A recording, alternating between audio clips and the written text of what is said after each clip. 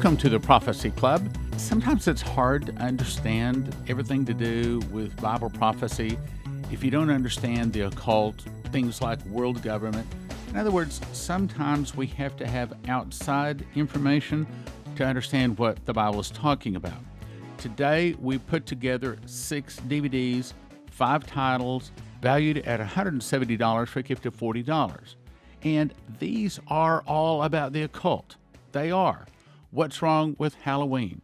America's occult holidays. Things like what's wrong with Christmas, Easter, Valentine's Day, May Day. What does May Day really mean? Actually, that's occult. Trick or treat. You wouldn't believe what trick or treat is all about. Occult Holidays Revealed by Stephen Dollins. The Occult in Your Living Room, very popular double DVD by Stephen Dollins. Vampires, Werewolves, Real or Fake. Get all 6 DVDs, that's 5 titles, valued at $170 for a gift of $40. Now, yesterday I played America's Occult Holidays by Doc Marquis. It's so important, we're going to continue listening to Doc Marquis. The God is in charge. He will rule over the world for those 6 months. After that, the goddess takes over. At this point of the season, he is known as the winter god. He is also commonly referred to as the horned god, the stag god, the god of the hunt, so on and so forth.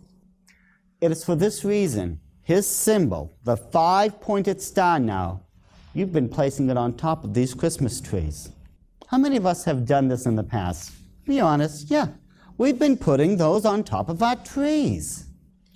In the old days, of course, what they used to do, they would take candles, put them on the branches of the trees and light them. They would also take these same candles and put them on their windowsills. But you got to remember, this time of the year, the nighttime is longer than the daytime, correct? What this candle does is send out light. Now this is according to the occult belief now. Sends these lights out from the homes to where the winter god can see them, and he will come down and bless the people in that household.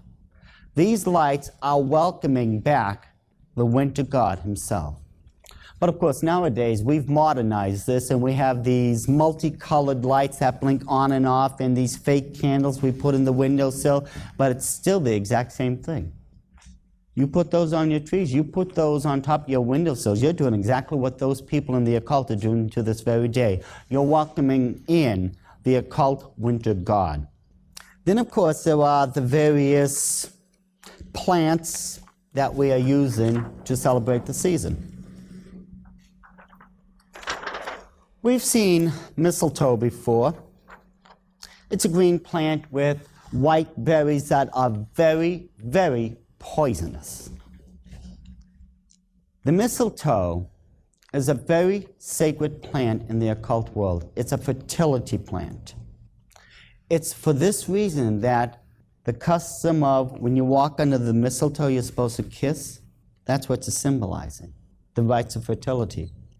The Christmas wreath.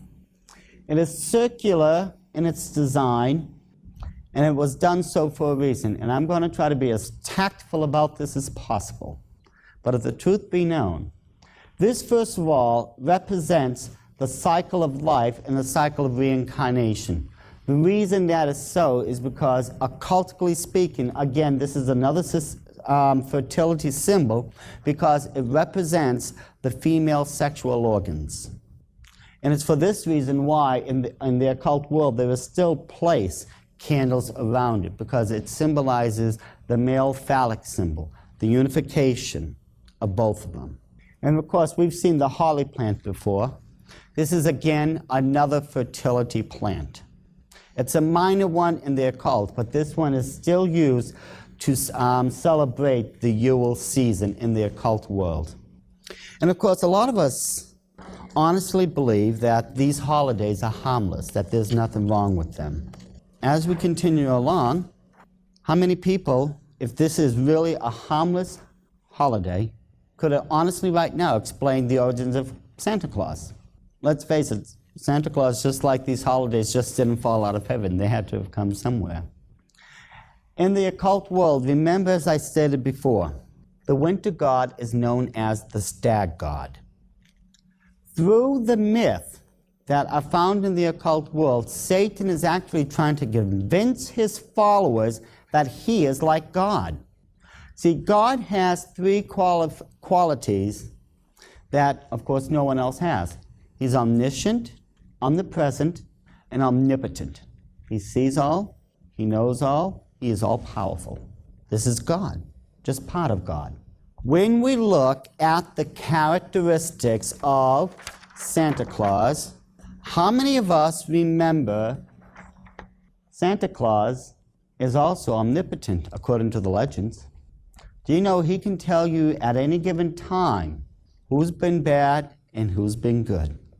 And according to one popular story, Santa Claus learned how to pick up snow and make it into a snowball, and this snowball is actually used as a crystal ball. He actually learned to do this through the winter god. He's got the power to look through this crystal ball, use it as a scrying device, and divine who's been good and who's been bad. As far as him being everywhere, well, yes, according to the myths, he also has the ability to be like God and be omnipresent. Because according to the story, he can circumnavigate the world in hours and give everyone what they deserve. And if you look at the Scandinavian legend, especially where we get into Odin, according to the ancient myths, Odin took out one of his eye and threw it in the well of knowledge, so he himself would gain wisdom. Now, aren't these the three things that make up God? All-knowing, all-powerful, and all-present. This is exactly what Satan is telling his followers through this particular occult holiday. And mind you, why do you think they have reindeers in this story? They symbolize the stag god. These are stag creatures, aren't they? And there's 8 of them for a very specific reason. 8 in gematria stands for new beginnings. However, 8 is the only number when you place it on its side becomes an occult symbol. And that is the symbol for infinity. The infinite yearly return of the stag god. Why do you think Rudolph, has a red nose? It's the traditional colors. In the celebration of Yule, in the occult world, there is always red and green. These are the 2 colors that are used during that time of the year. The mistletoe, holly, wreath, the pine trees, the fir trees, all of them are green. The holly berries, the bows, Santa's clothes, Rudolph's nose, all that is red. You people didn't create this stuff. It was already there. All that happened is that it was brought into your American calendar and it became Americanized and Christianized. That's how you get this. So the question is, whose birthday is December 25th then, if it's not Jesus Christ? Semiramis and Nimrod, the 2 original co-founders of the occult world, had a child. He was known as Tammuz. Tammuz was born on December 25th. 4 days before December 25th is when the night of Yule begins. It was purposely brought to December 25th for a reason, as far as Christmas goes. It was done for a reason. Back during the early Roman Empire days, when you had the first popes, of course, we know historically speaking, the first one was Constantine. He took over Rome in 313 AD and then established the Council of Trent and declared what was known as the Edict of Milan in 323 AD, to where he started what he wanted now, what he called a state religion. Now, Constantine, and this is historically, you can prove this easily, was a practicing pagan. He was an occultist. He took these pagan occult rituals and holidays, put them in this new state religion, and if you would, candy-coated it with an air of Christianity. The reason he did that because he knew the pagans would recognize this for what it really was and still come in. December 25th, as I stated before, is the birthday of Tammuz. What was also going on during the Roman empires in those days, on December 25th now, was the day of Saturnalia. To the Romans, the head of all the gods was the god known as Saturn. This festival to Saturn was marked with a couple very specific events. First of all, there would be great banquets. Second of all, people would be drinking till they could drink no longer. Third, they would be giving out presents to one another. Now think about this. Don't we have our traditional Christmas banquets to this very day? Aren't we having wassail and other different types of drinks during this holiday? Aren't we exchanging presents on December 25th? All this you get because of the occult. When you think about it, what would any of this have to do with the birthday of Christ anyways? Even some of these traditions, and I do mean traditions, we've been taught tradition and not scriptures. Tradition tells us that there was 3 wise men that made it to the manger, correct? Scripture tells us those wise men never made it to the manger. They never made it till Christ was 2 years old and he was in his Father's workshop. That's what the Bible tells us. Tradition tells us otherwise. Tradition also tells us, well, this is the birthday of Jesus Christ. We have to make up our minds if we're going to go by tradition or if we're going to go by Scripture. As I stated before, this is going to strike home and it may hit some of you very hard. But the truth is, as born-again Christians, we have to remember Jeremiah chapter 10 tells us we are not supposed to learn the way of the heathens. You will find out when Joshua was bringing the children of Israel into the promised land, the reason God threw all those people and those nations out was because they were all practicing the occult religions. God named the 9 reasons why they were being cast out of those nations, and every single one of those reasons, you look at them, were occultic ones. This is how evil, how foul this stuff is in the eyes of God. And yet, for some reason, we honestly think that there's nothing wrong with this stuff, that if we just say, well, God, you know my heart, you know that I'm honoring you. How are we honoring God if we're doing it through occult holidays? I can't see how we honestly can say we are honoring God if we're doing it the exact same way those people in the occult are doing it to this very day. And yet, of course, there's a lot of other holidays that we think, well, let's put it this way, that we have Christianized. And we have actually fooled ourselves into believing are Christian. The next one would be Easter. This one, let's face it, this one is extremely popular. This one is supposed to be the resurrection of Jesus Christ, correct? And yet, you're going to find out Easter and the resurrection of Jesus Christ have absolutely nothing in common. Now, if you remember in Genesis at the Tower of Babel, and this is the classic rendition of the Tower of Babel itself, the people there had sinned against God. They formed a one-world government, under a one-world people, under a one-world language, under a one-world tongue, under a one-world religion, which was the occult. The co-founders of this occult religion was Nimrod and Semiramis. God did not want this to happen. So in order to get these people to finally break away from this and their sin, he confused their language.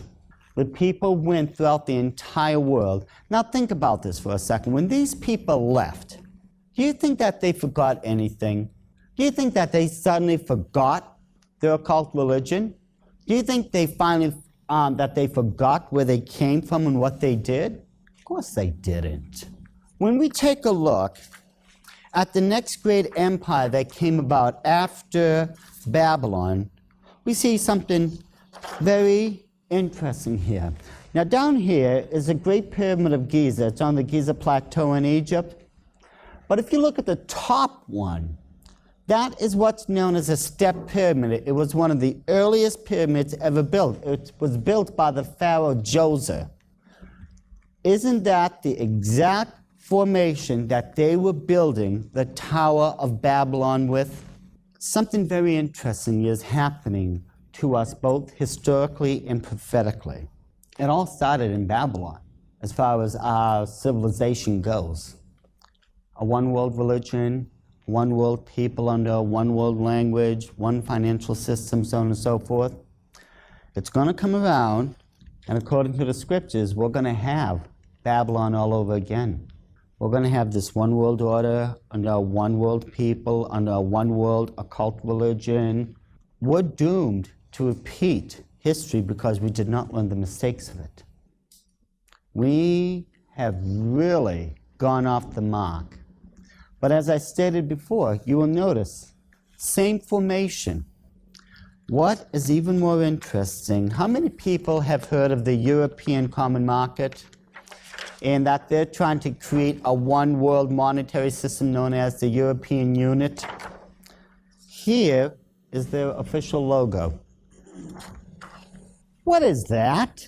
Right, that's the Tower of Babylon again. Look at the inscription down here, Europe. Many tongues, one voice. They want to reverse and undo what God did. God took one voice and turned it into many languages. They want to take those many languages and unite them under one voice, just one people again. The 5-pointed stars up there, those are inverted pentafors. Those are the common symbols that are used by those people in Satanism. But there is also something very peculiar going on here. I want you to pay very close attention to this next transparency, and you'll see why they're in the formation they're at. You look at the very top of this next transparency, and I think you'll see what I'm talking about. The oldest symbol in existence for Nimrod is the pentaphor. Notice it is above or crowning Babylon itself. This is completely telling you that the occult religion is going to be the head over this new Babylon. We're going back to where we started. If you remember in your scriptures, when Paul was going through Rome, Greece, the whole empire, well, Paul himself was not noted as a quiet man. If nothing else, Paul himself, let's face it, got into a bit of trouble. Thrown to prison at least 3 times.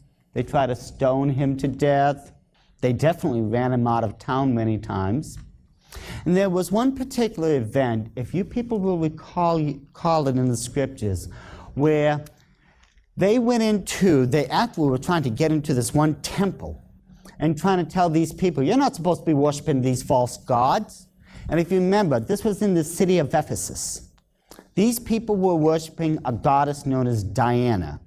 Remember how at the end they were shouting for hours afterwards, great is Diana of the Ephesians?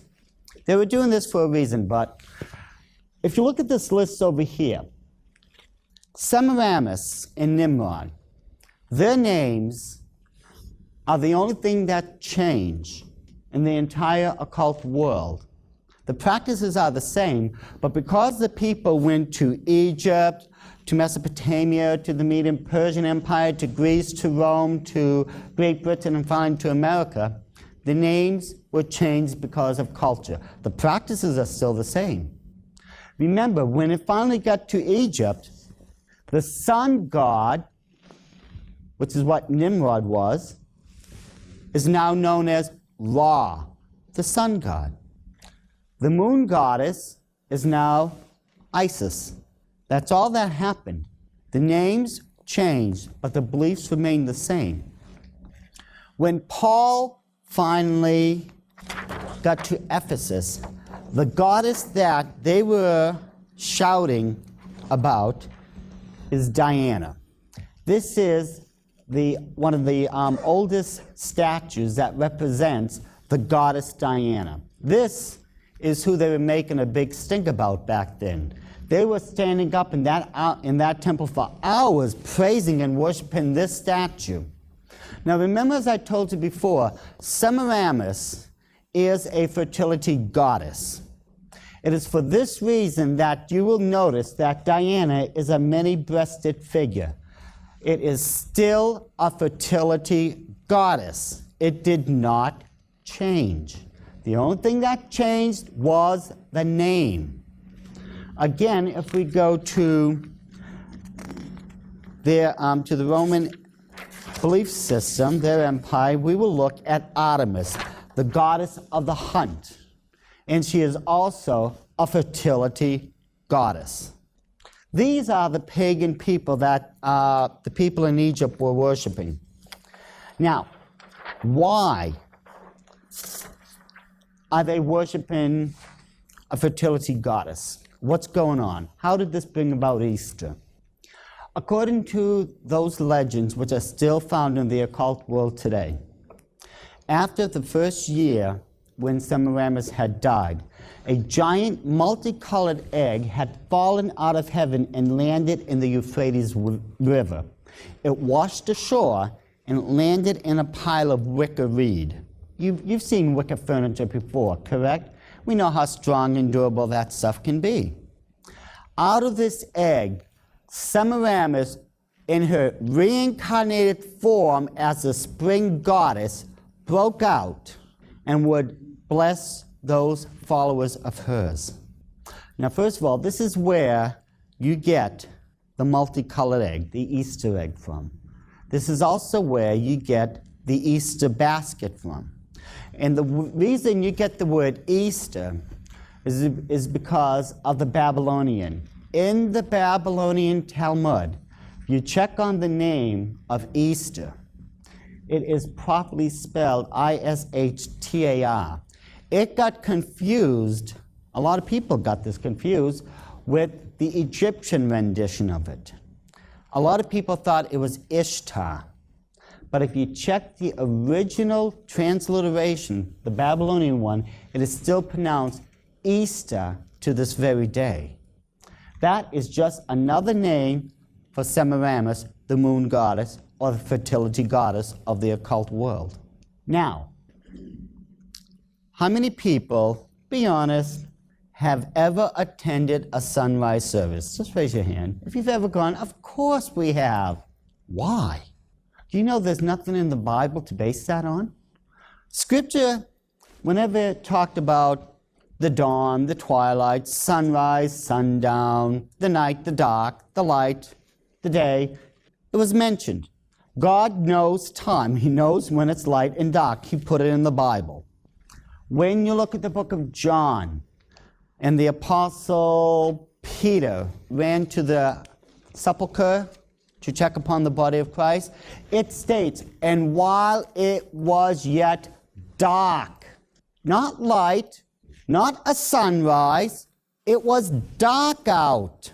The reason we're doing it, having these silly sunrise services, is because of the occult. You see, during those times in Babylon and Egypt, they wanted to welcome in the spring goddess, get her here as quick as possible. What they would do, they would go to the Temple of Babylon.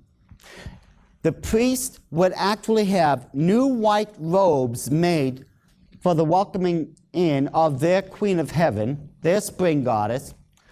The priestesses would have these hats that actually looked like baby bonnets made for the ceremony, and they would all go to the temple. And it is for this reason why, ladies, you are getting your Easter bonnets, and gentlemen, you're getting your brand new Easter suits. That's where that part of the belief came in. But the reason these people, what they were doing, they would go to the temple, they would hold this ceremony to welcome in the spring goddess. The reason they did it at sunrise is because once the ceremony was over, they could all disperse throughout the land, and whoever would find the new egg that fell out of heaven to where the spring goddess emerged out of, they would be the person who would receive that blessing from their goddess. That's why you have a sunrise service. Semiramis and Nimrod had a son, as I've told you before, named Tammuz. Now, Tammuz was nowhere near as good a hunter as his father, Nimrod, was, because when he was 40 years old, he was killed by a wild boar out on the hunt. Now, an interesting event was going on in the book of Ezekiel. We put together 6 DVDs, 5 titles, valued at $160, all for a gift of just $40. That's less than $10 a DVD. First one, What's Wrong with Halloween? Dr. Jack Clooney is a ranking authority on Satanism, witchcraft, white supremacy, and other forms of occult and occult activity. He helped investigators from the FBI, CIA, OSI, Border Patrol, and dozens of police and sheriff organizations across America in occult-related crimes. The average Christian has no idea of the influence of the occult in crimes. America's Occult Holidays by Doc Marquis. Doc was raised in an Illuminati family, trained as an Illuminist, and attained the rank of Master Witch, 3rd degree. He has been a Christian since 1979 and appeared on and consulted for The Oprah Winfrey Show, The Geraldo Vera Show, Hard Copy, Inside Edition, Unsolved Mysteries. He reveals how all American holidays are designed to be used as an occult numerical pattern originating from the Illuminati. Discover the real truth behind the popular holidays like Christmas, Easter, Halloween, Valentine's Day, May Day, and other traditions of men, and learn the truth behind occult practices like trick-or-treat and May Day. Occult Holidays Revealed by Stephen Dollins. Stephen is an ex-Satanist high priest of the Church of Satan. He reveals the truth and the true origins behind Christmas, Easter, Halloween, and the world's most celebrated holidays, including, is Christmas the real birth of Jesus? Is Easter celebrating the resurrection of Christ? And what is the hidden agenda behind Halloween?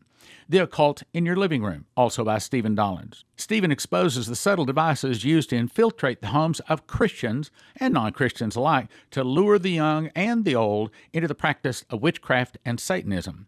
Discover the evil truth behind today's crazes like movies, video games, and role-playing fantasy games. These devices initiate our children into the world of the occult by making evil appear to be cute, such as Teletubbies, Pokemon, and others. Vampires and werewolves, real or fake. Bill Snevelin was a voodoo priest, Wiccan high priest, 2nd degree member of the Church of Satan, a New Age guru, occultist, channeler, 90th degree Mason, and a Knight Templar, vampire initiate, and member of the Illuminati. Due to the increased media exposure of vampires, werewolves, made to appear seductive, many people are becoming intrigued with evil. All 6 DVDs, 5 titles, $160 value, all for a gift of just $40 at prophecyclub.com. It's called the Occult Holidays Gift Offer, and if you order by October 25th, you'll get it in the lower 48 states by Halloween. That's the Occult Holidays Gift Offer. 6 DVDs, 5 titles, gift of $40 at prophecyclub.com. In 2017, God blessed me by helping me to memorize the book of Revelation just as a simple project. God showed me a secret door, which is based upon a single word found in Revelation and Leviticus, linking the feasts to the prophecies. When linked, a person enters into an understanding of Bible prophecy not previously known. Even though I've been in the world of Bible prophecy for 40 years, frankly, I did not know anything of what is in this book. One prophetic word described it this way: there is a lock that I have put over a word in the book of Revelation that I'm going to open to you. It will turn so many books written on the end-time message into obsolete books. That's this book. 2 amazing prophecy charts on the back flap, 12 inches by 9 inches. Imagine a